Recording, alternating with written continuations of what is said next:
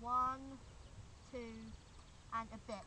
So that's actually a good setting to start with when tuning. So let us start it, shall we? And we will tune it.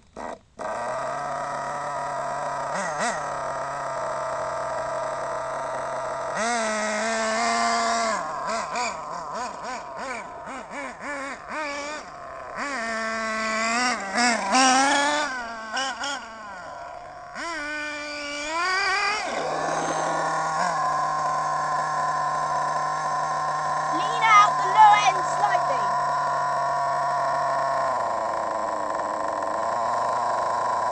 Tiny changes at the top.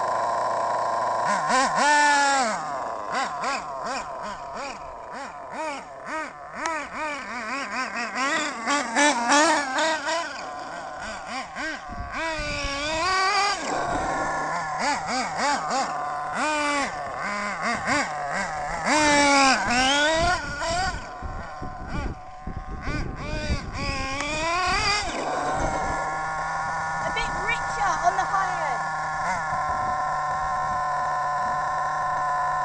1/8 of a turn counterclockwise.